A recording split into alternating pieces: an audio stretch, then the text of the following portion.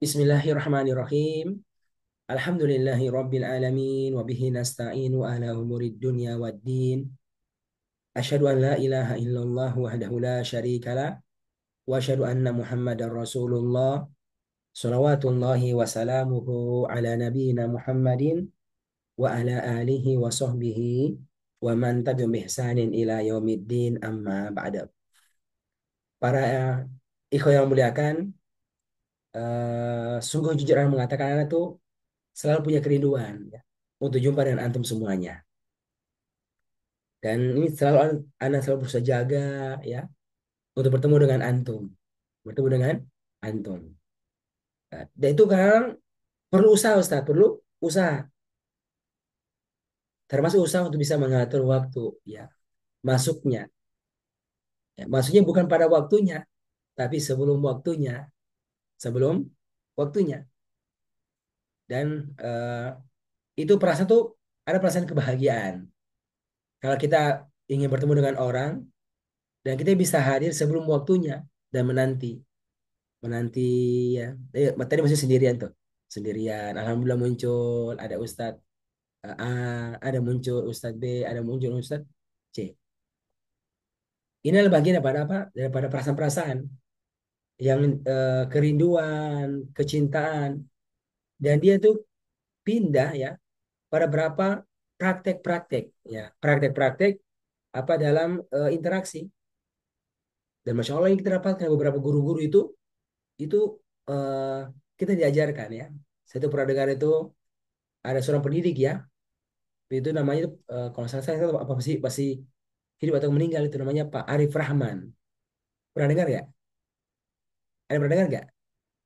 Ini termasuk pakar pendidikan ini, Pak Arif Rahman. Beliau itu yang perintis namanya Lab School, ya Lab School.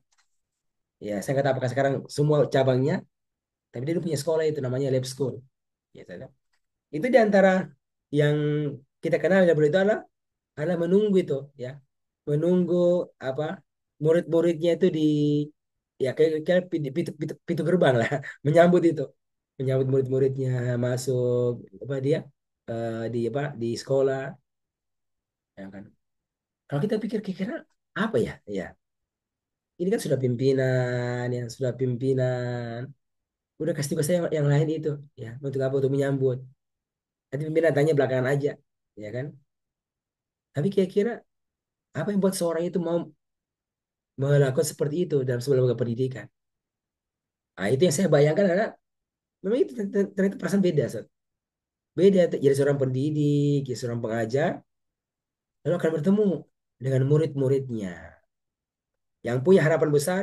Ini murid, masya Allah, akan menjadi orang-orang besar, kan itu harapan besar agar muridnya bisa menjadi orang-orang yang besar ke depan.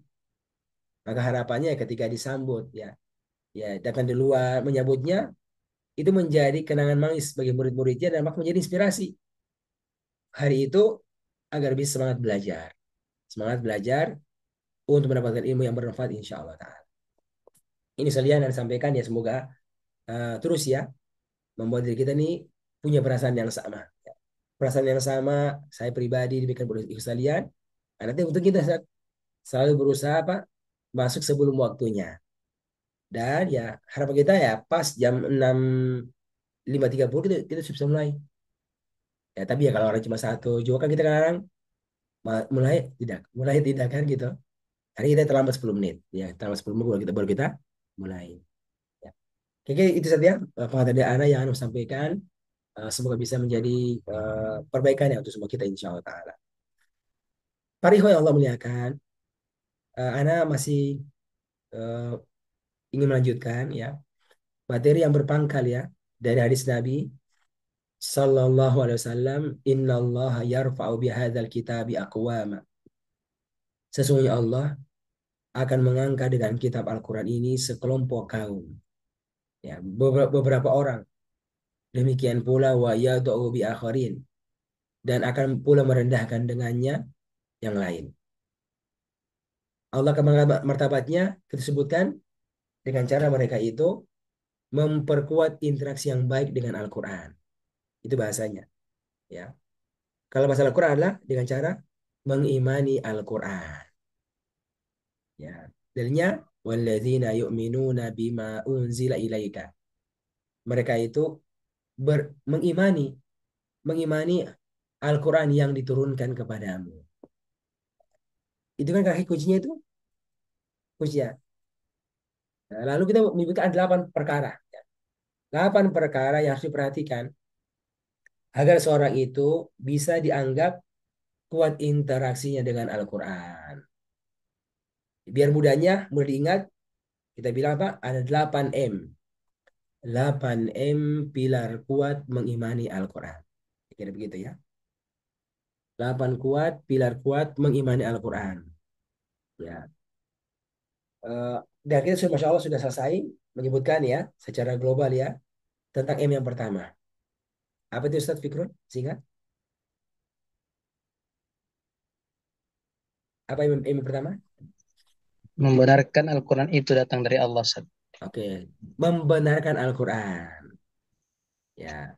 Lalu ada 5 perkara poin yang dibenarkan berkaitan dengan Al-Quran. Membenarkan Al-Quran. Coba Ustaz. Kita segini Ustaz. Kita berusaha coba menyusun di kepala kita Ustaz. Itu materi Ustaz. Jadi secara ilmuwan kita belajar Ustaz. Kita belajar dan kita bisa merapikan Ustaz. Itu di pikiran kita. Itulah ilmu Ustaz. Bagaimana ilmu tentang menghafal Al-Quran. Itu kan berurutan Ustaz. Satu, dua, tiga. Kita belajar, lalu kita hafalkan. Tapi itu tersusun dengan rapi kepala kita. Bukan cuma sekadar dari sisi hafalannya Ustaz. Tapi urutan materinya. Kenapa ya poin satu ini dulu? Kenapa ini dua? Kenapa ini tiga? Karena ini akhirnya ini nanti akan punya efek. Lalu apa? Untuk kita mempraktekannya Ustaz. Bagaimana kita mempraktekan ini semuanya? Yang kedua adalah menyampaikan materi secara berurutan. Goalnya adalah bisa menggerakkan orang. Ya, menggerakkan orang. Nah, ini saya pribadi saya berusaha begitu, Ustaz. Itu anda baca sesuatu, anda coba rapikan, Ustaz. Buat pendekatan-pendekatan. Yang saya pribadi berusaha menghafalkannya itu. Alhamdulillah bisa. Nah, cuma menyampaikan kepada ikhwan sekalian dengan pola yang sama. Semoga ini ilmu antum dapatkan ikhwan sekalian. Nanti antum disampaikan. Ya, dengan cara yang sama. Atau bahkan mungkin antum akan menemukan sebuah ide-ide untuk bisa memperbagus. Atau merapikan ya. Merapikan ilmu yang disampaikan ini. Kalau bahasanya uh, kita ada mentahzib ya Ustaz ya. Mentahzib. Ya mentahzib materinya itu kan. Itu materi yang muncul dirapikan lagi. Ya, tapi apa? Tapi sudah ada. Sudah ada yang dibuat oleh guru-guru kita sebelumnya. Itu yang kita rapikan.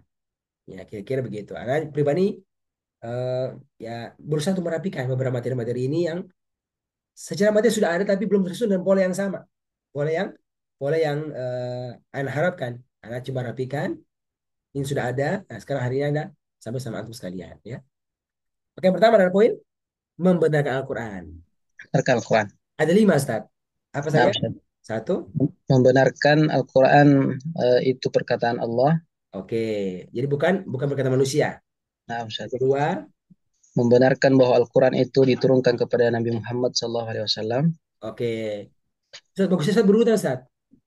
Membenarkan Al-Quran diturunkan kepada manusia. Berarti kan satu Ustaz, manusia. Pada Yang manusia. diangkat menjadi Rasul yang bernama Muhammad SAW. Sallallahu Alaihi Wasallam. Karena sebenarnya masalahnya bukan bukan pada Rasulnya. Kan gitu. Ustaz. Pada Pada orangnya sebenarnya. Ya kan, Ustaz? Coba kalau orang ini dapat Israel, keterima. Ya, maksudnya adalah dia betul manusia. Kami tahu. Kami tadi Rasul, maksudnya apa? Dia dari orang Arab. Yang namanya siapa? Namanya itu Muhammad SAW. Muhammad Sallallahu Alaihi Kalau Wasallam. saya mengimani ya, ini yang memang manusia nih, cuma diberikan wahyu jadi Rasul yang bernama Muhammad SAW. Oke saja. Nah, Ustaz. Yang kedua, yang ketiga, Yang ketiga, membenarkan bahwa Al-Quran diturunkan lewat perantara malaikat yang mulia bernama malaikat Jibril oke, alaihissalam. Jibril, masya Allah kan. Jasad hadir kasat. Malaikat yang paling mulia yaitu Jibril kan. Yang keempat Ustaz. Eh, membenarkan bahwa Al-Quran satu-satunya kitab yang diamalkan. Ustaz. Oke, yang kelima. Membenarkan bahwasanya Al-Quran adalah rahmat untuk semua manusia. Oke, hidayah. Hidayah. Hidayah dan rahmat bagi semua manusia Ustaz, ya. Gitu kan ada 5 ya. Kalau gini Ustaz, kalau secara urutan sebenarnya Ustaz, lebih pas itu hidayah nomor 4 Ustaz. 4 dulu, dia 4 dulu Ustaz ya. Gitu. Karena semua itu kitab Ustaz ada kitab hidayah, kan? Semua begitu. Taurat, Injil, Zabur semua begitu Ustaz. Baru yang kelima yang kita kunci Ustaz. Apa? Hanya kitab Al-Quran yang diperbolehkan untuk diamalkan. Jadi kita mengimani itu Al-Quran seperti kitab yang lain, semua dari Allah. Ya, ini Al-Quran ya, diturun kepada manusia yang jadi Rasul, cuma Al-Quran kepada Muhammad SAW. Ya kan? Berarti sama. Yang lain apa? Kepada kepada Musa, kepada Taurat. Yang ketiga pun sama itu. Semua dibawa dengan perantaran Jibril. Ya, Ustaz. Yang keempat semua sama. Semua kitab adalah hidayah dan rahmat. Ya. Yang beda 5 Ustaz. Yang beda nomor 5 itu yang beda. Satu-satunya kitab yang yang yang boleh diamalkan, ya, diamalkan dan menjadi petunjuk hanya kitab Al-Quran saja. Yang lain tidak. Ini Ustaz, ini apa? Kasus mengunci itu apa? Yang lain tidak. Ya, dalam prakteknya Nabi itu nggak pernah menyuruh kita belajar kitab yang lain. Nggak ada kan, Ustaz? Itu kan nggak pernah dapat itu. Ayo, kalian belajar kitab Taurat, belajar kitab Injil. Ya, di situ ada hidayah, ada ilmunya. Nggak ada. Berarti apa?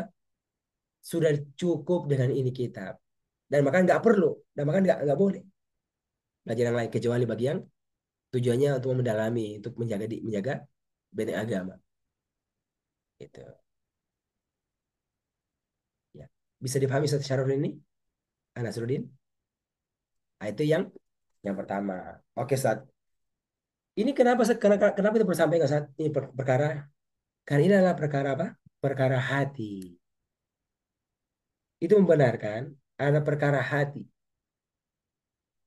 Ketika sesuatu begitu kuat menempel dalam hati, maka dia menjadi bagian pertama daripada keimanan itu kan? Al-iman apa pertama?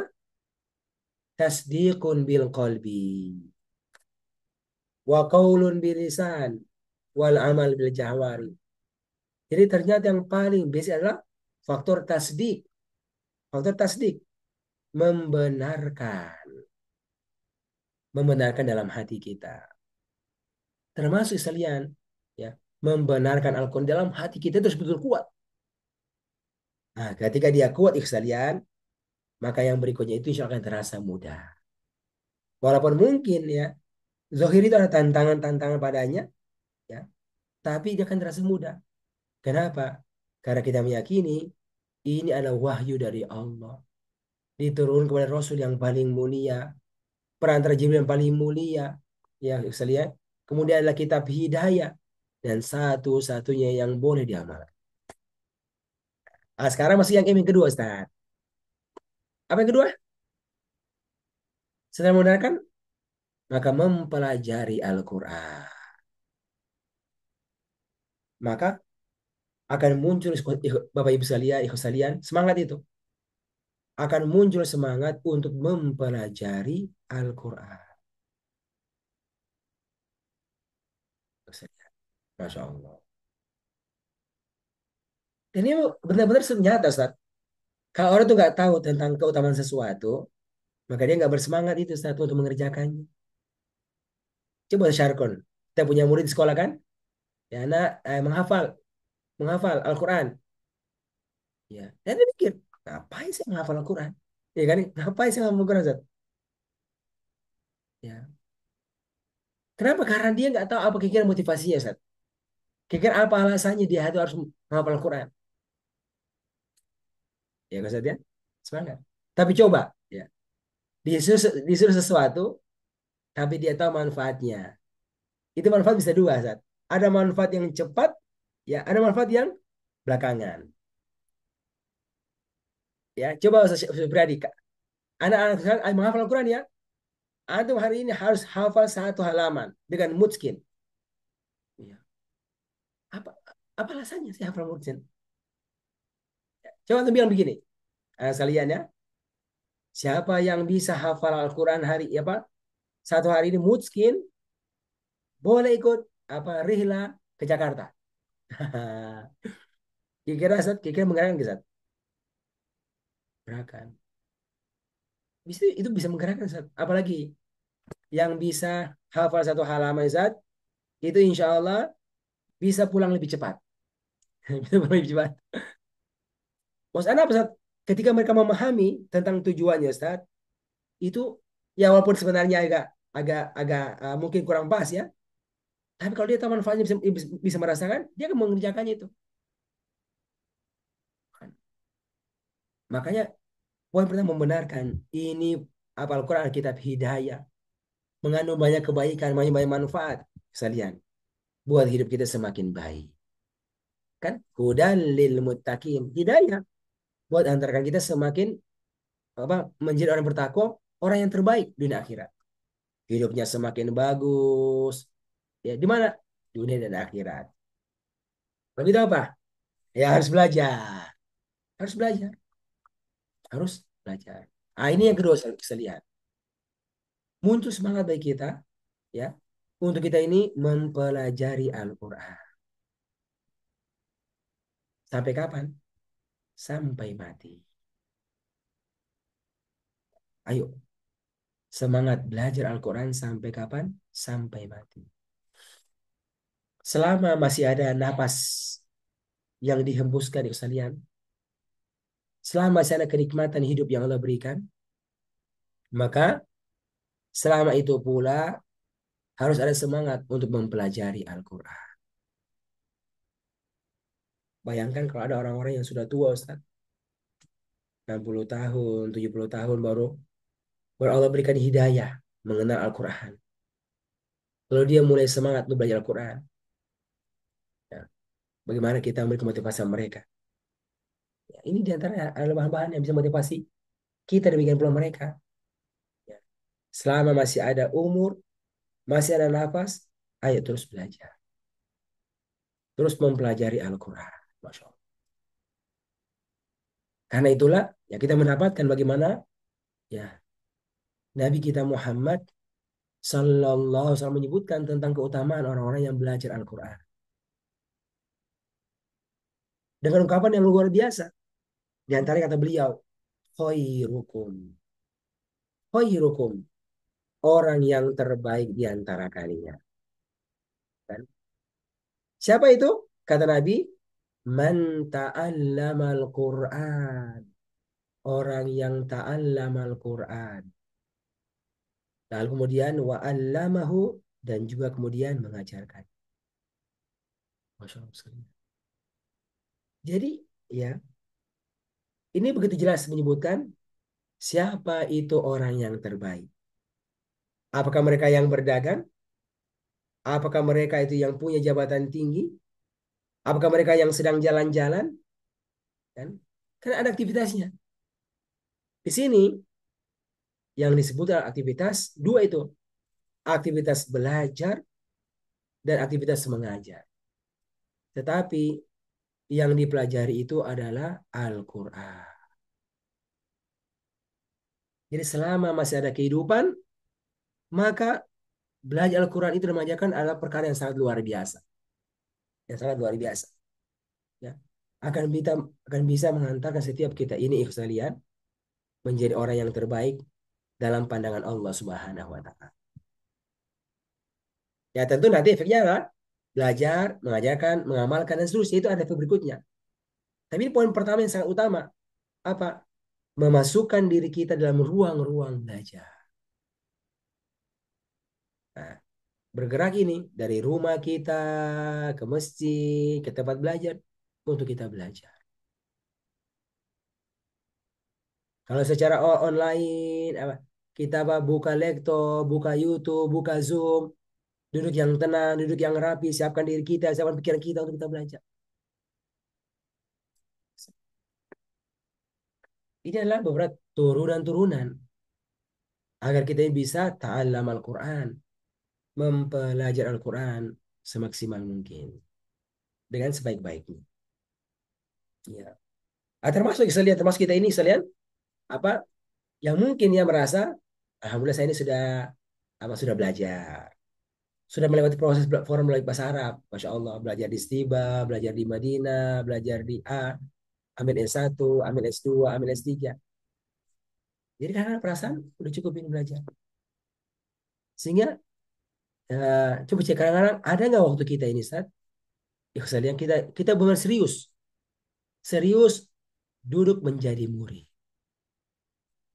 Ada nggak? Ya Allah. Nah, kita syukur kita ini di kita di lembaga kita syukuri ya. Kita punya program Halaqah Al-Quran, Halaqah Tarbiyah. Adalah bagian daripada usaha kita. Ya, di antaranya menjadi orang-orang yang belajar Al-Quran. Cuma yang pertanyaan kita ini serius nggak sih belajarnya itu? Serius nggak belajar itu? Ada program baca Al-Quran. Kita baca Al-Quran serius nggak bacanya itu? Kan programnya ada baca Quran, ada tahsinnya. Sama tahsin. Membaguskan bacaan.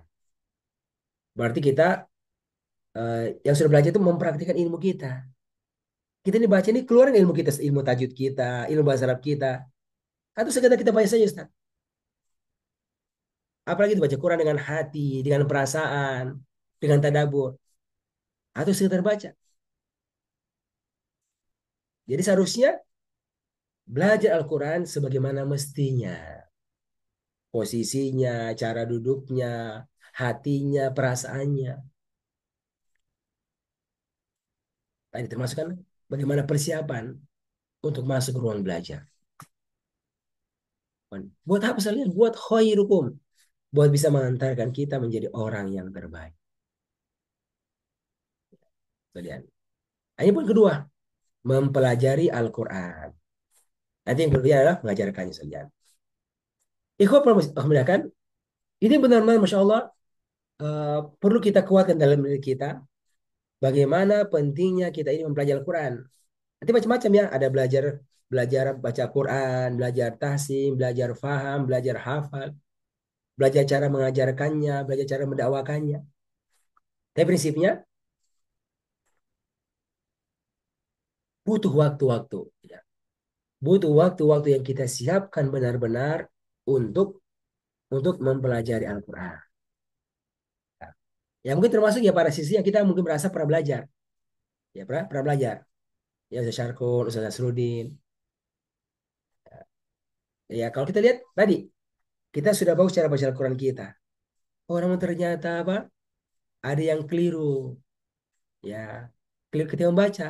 Ilmu ini benar, ilmu sudah tahu. Tapi ketika prakteknya itu apa kurang pas.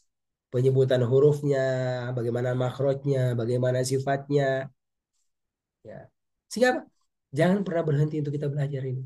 Oh ternyata saya tahu ilmunya. Tapi ternyata saya masih salah ya. Masalah. Karena ada yang ingatkan kita. Coba kalau kita merasa puas. Kita merasa nggak perlu menjadi seorang murid. Kita merasa kita nggak perlu masuk di ruang-ruang kita kita jadi murid belajar di situ. Bisa jadi ya kita baca Quran kita salah.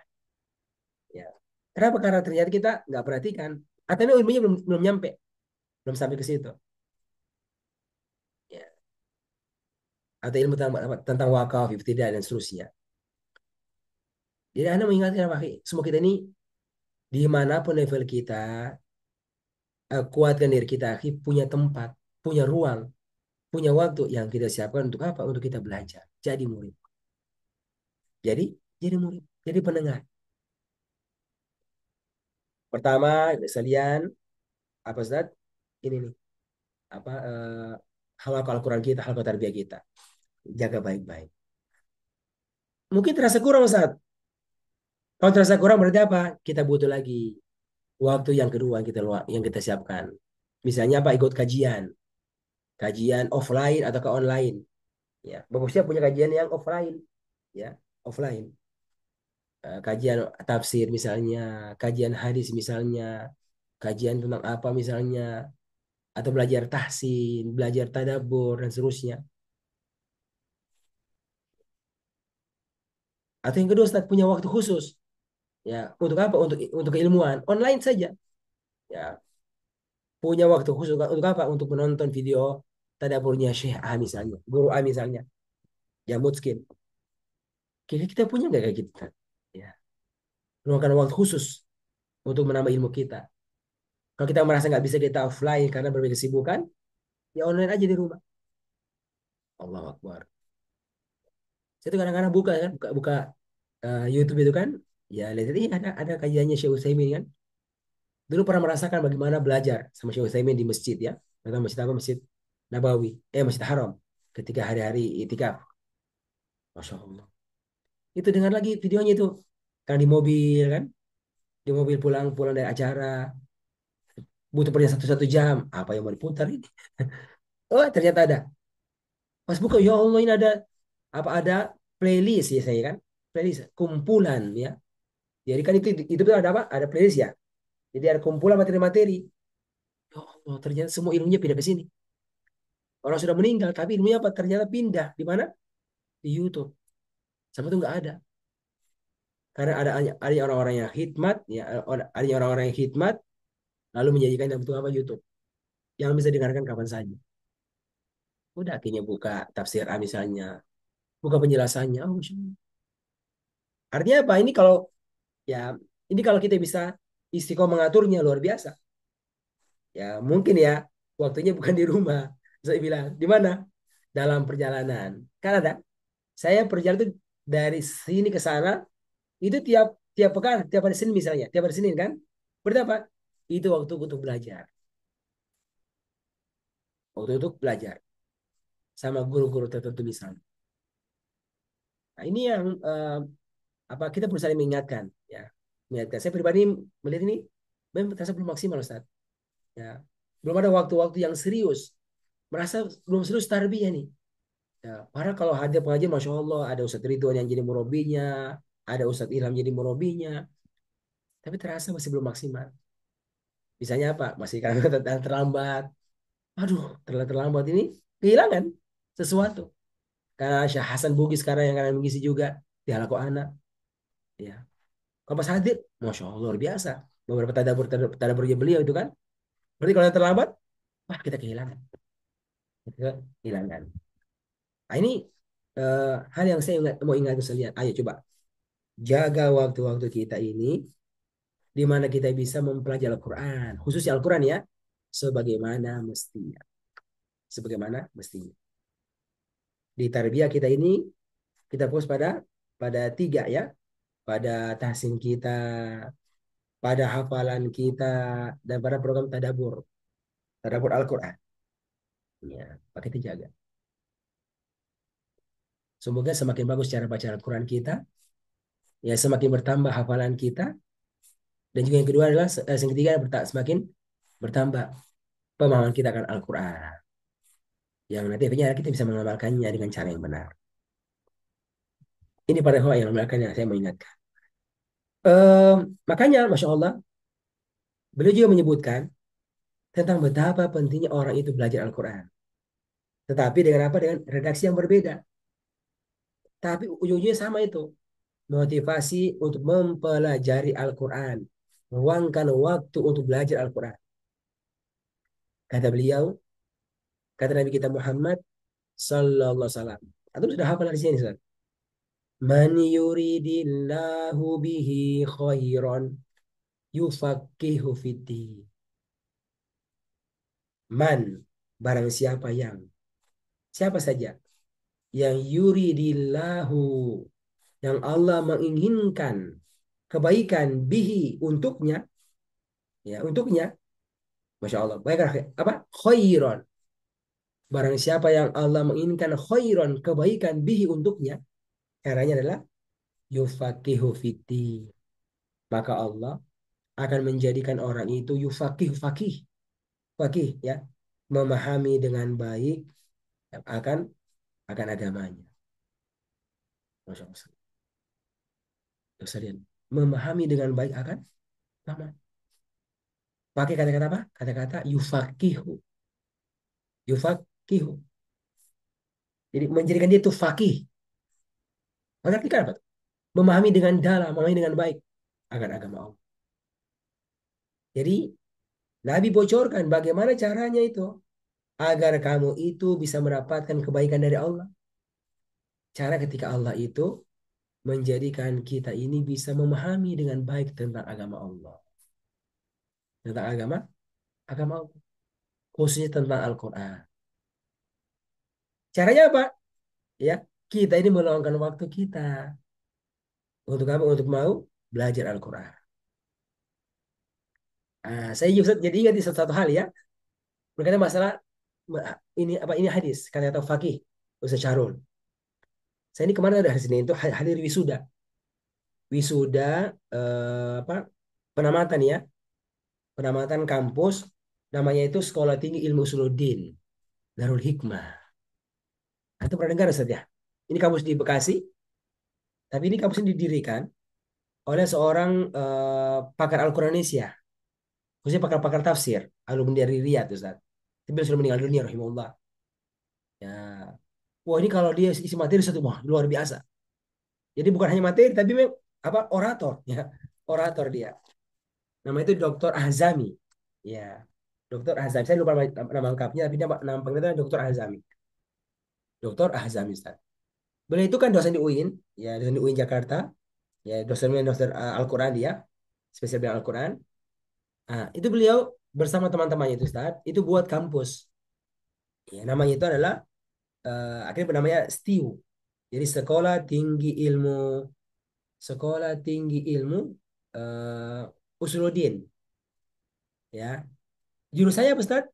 Jurusannya apa pilih? Jurusan Ilmu Al-Quran dan Tafsir.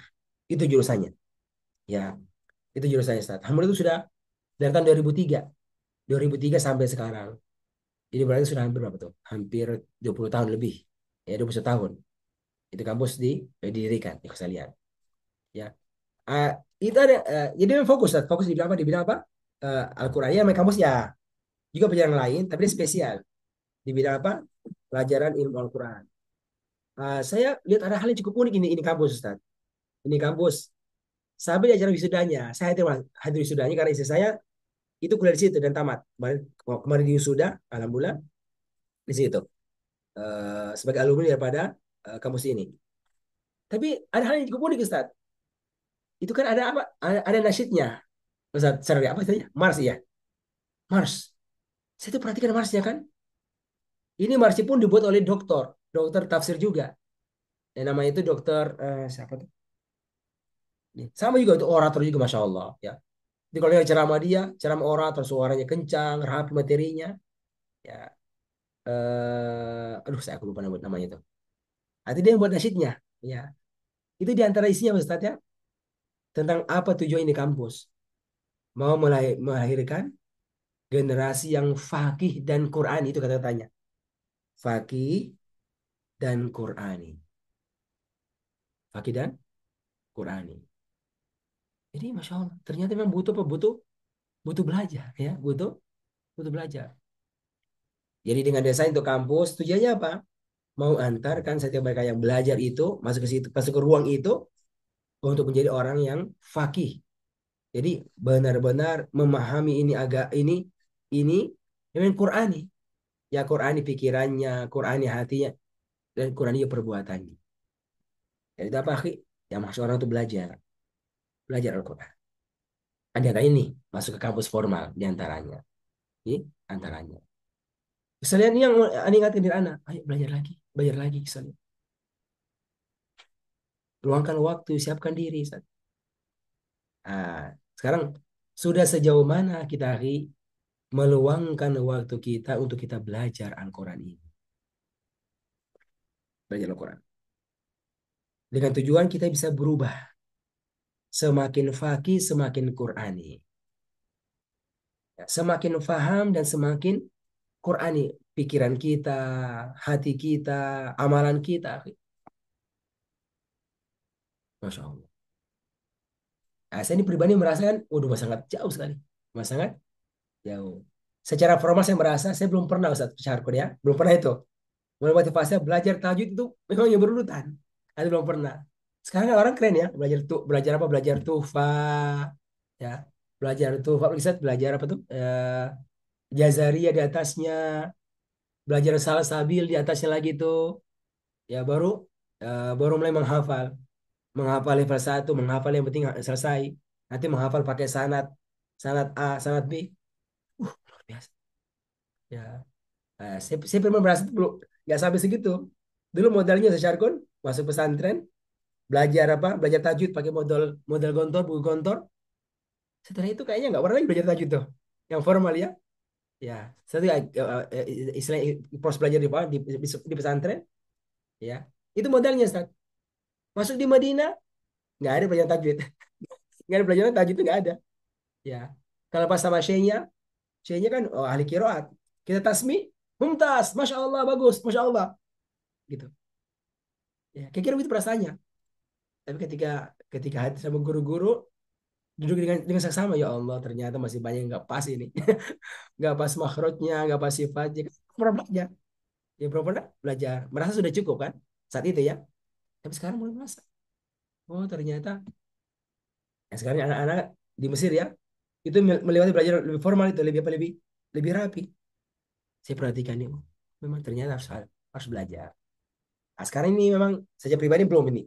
Sudah ngomong sama anak saya mau jadi murid ini, tapi belum sampai, belum sampai pengaturan waktu sampai ke situ. Artinya apa saat saya mau, ya, semua kita sebegitu apa seperti begituan. Nah, sama dengan di lembaga ini Ustaz. Di lembaga kita ini kita punya kepedulian apa? Perlu membantu banyak orang untuk bisa belajar Al-Quran. Belajar Al-Quran. Belajar baca Al-Quran yang dari nol kan. Ada buku di Rosa Anak, Masya Allah. Ya, sekarang lagi muncul apa Ki? Sudah muncul lagi program apa? Belajar tahsin. Muncul buka buku buku Mahir Tahsin. Ya, bahkan sekarang muncul lagi yang terbaru Ustaz, ada lagi Mahir Pemula. Gitu, Mahir Pemula. Itu sudah muncul, Masya Allah. Iko buatkan itu. Bagi mereka yang baru apa? Yang baru belajar di Rosa yang selesai, itu kan terlalu berat.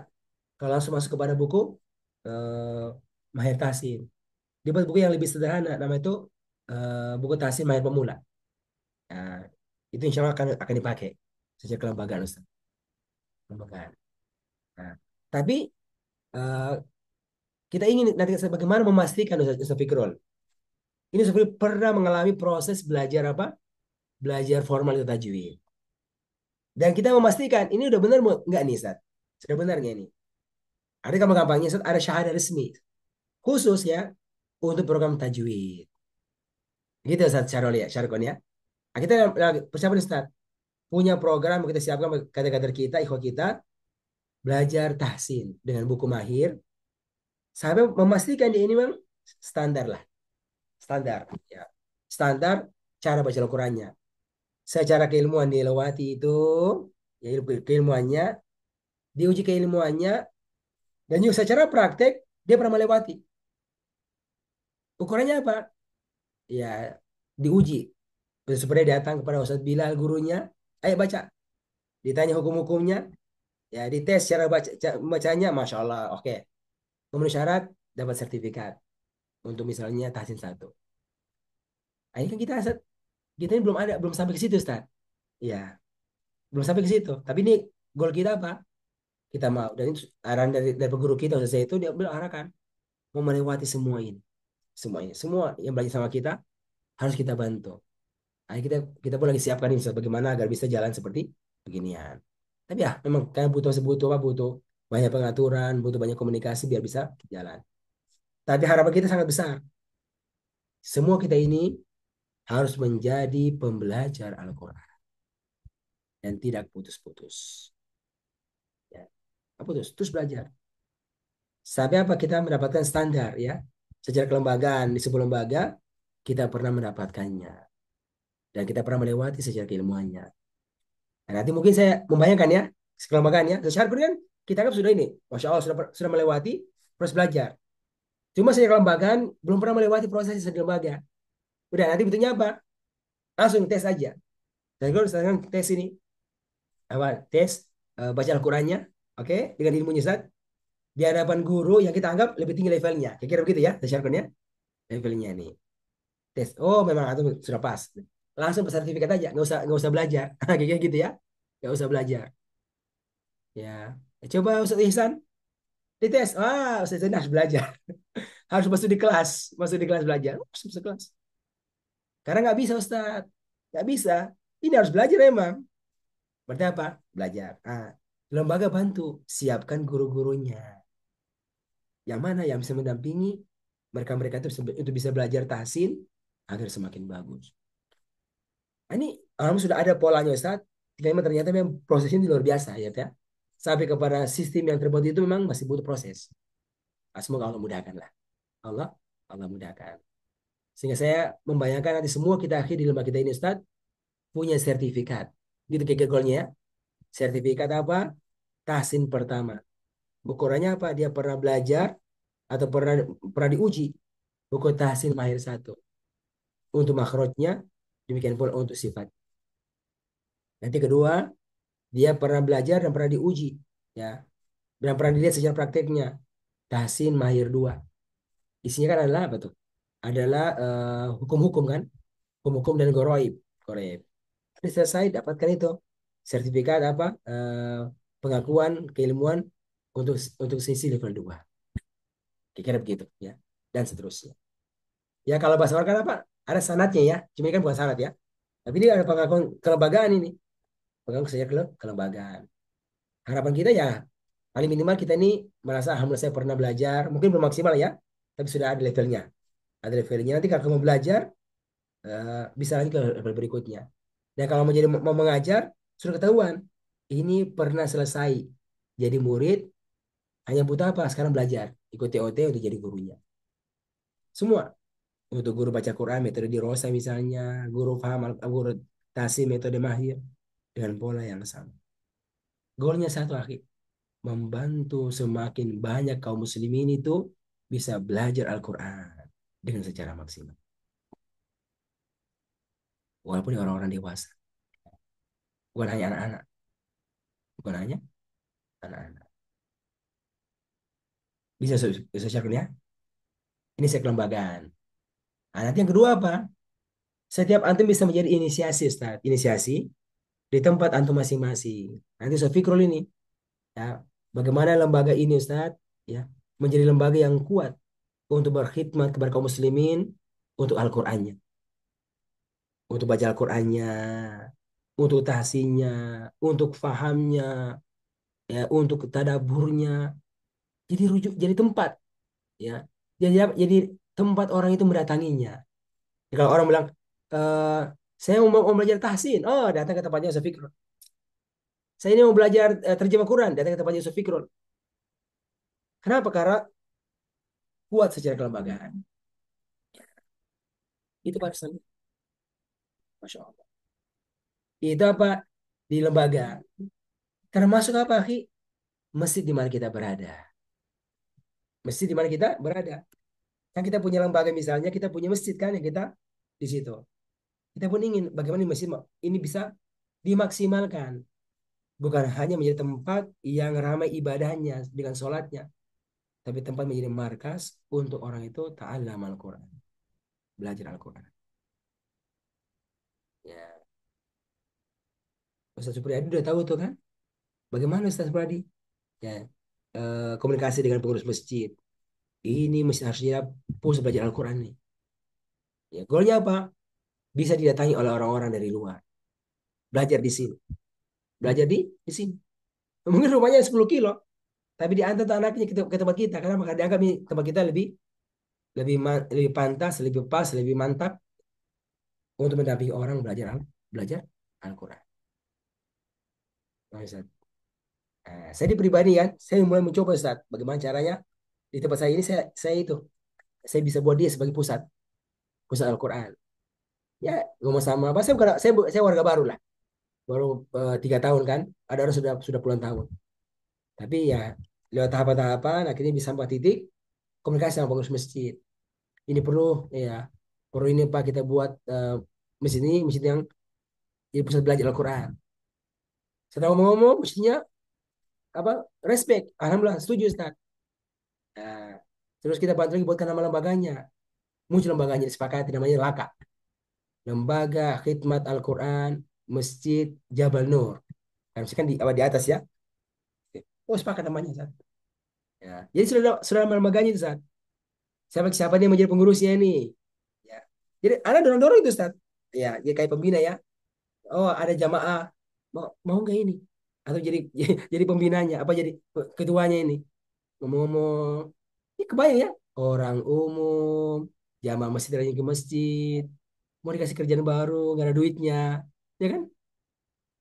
Berapa murah. Tapi kita harus lakukan, Ustaz. Kenapa? Karena kita punya harapan, kita punya keinginan besar. Akhirnya dia mau. Akhirnya dia mau. Sudah akhirnya apa? Ya, ngomong lagi, buat kita seterusnya.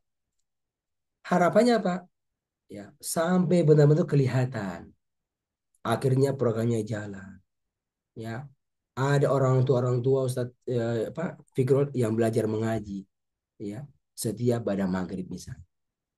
Masya Allah. Ada orang yang tahsin, ya. Ada orang yang belajar terjemah Quran, belajar paham Al-Quran. Ya. Lalu saya bayangkan bahkan ada orang yang ikut program tarbiyah Al-Quran. Tarbiyah Ustaz. Ya. Lewat apa? Lewat masjid yang kita kondisikan, yang kita bantu untuk bisa berjalan.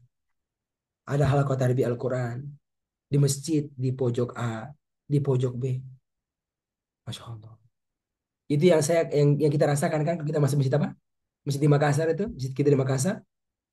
Masya Allah, kalau pada pengajian malam A dulu ya, itu pada mojok itu. Sana ada hal Al-Quran A, B, C, D. Masya Allah. Kira-kira mungkin gak sampai segitu, Ustaz? Jawabannya sangat mungkin. Karena inna Allah ala kulli syai'in qadir. Tapi dia butuh peran-peran. Siapa yang mau mengambil peran ini? Siapa yang mau? Ini dia entrepreneur luar biasa. Kalau orang belajar saja sangat luar biasa kedudukannya sebagai khairukum. Bagaimana dengan orang yang mengkondisikan orang untuk belajar? Nah, ini kesempatan yang bisa kita lakukan di para ikhwan yang muliakan. Ya, ya mungkin itu Sat, untuk hari ini saya sampaikan dulu ya tentang ini dari dua hadis tadi. Nanti akan beberapa lagi faktor-faktor lain, hadis lain yang bisa kita sampaikan. Yang sebenarnya Masya Allah kalau secara ilmu kan udah biasa lah. Ya, sudah hafal mati itu hadisnya Ustaz. Tapi apakah dia benar-benar menggerakkan? Menggerakkan Ustaz? Itu yang jadi pertanyaan. Ilmu yang bisa menggerakkan. Ya. Ilmu yang bisa mengobarkan semangat. Ilmu yang bisa membuat perubahan. Masya Allah. Oke. Jadi ya gak apalah di hal kita ini hal ke senior ini. Ya. Kita sampaikan lagi nih Ustaz. Ini hadis tapi dengan cara yang berbeda. Harapannya apa? Berikan semangat kepada anak pribadi sekalian. Demikian pula semua kita. Untuk menyiapkan ruang-ruang khusus kita untuk kita belajar Al-Quran. Nanti ke depan lagi, ya kita ke sana tenis. Saya nanya, Ustaz Fikrul, antum sudah punya halakot? Halakot tahsin belum? Khusus tahsin. Belum Ustaz. Kayaknya antum perlu ini. Iya, perlu perlu apa? Perlu belajar tahsin lagi Ustaz. Di mana? Ah, nanti cari gurunya nanti kita siapkan. Bisa di lembaga kita atau kalau ada guru antum di mana di kampung yang offline nggak apa-apa. Jadi kita fleksibel Ustaz. Ya, fleksibel. Kalau antum merasa waktunya nggak cocok di lembaga misalnya, apa di luar? Cuma nanti apa kita ada ujian sertifikasi kira-kira sejak kelembagaan. Tinggal ujian aja. Kalau lolos berarti tidak cukup. Ya kan? Ah, cukup. Kira-kira itu begitu, Ustaz. Sebenarnya. Oke, semoga pekan depan Allah kasih kita kemudahan ibadah lagi dan kita teruskan lagi insya Allah ta'ala. Wallahu ta'ala a'lam. Wa sallallahu ala nabina Muhammadin wa ala alihi wa sahbihi wa man tabi'ahum bi ihsan ila yaumiddin walhamdulillahi rabbil alamin.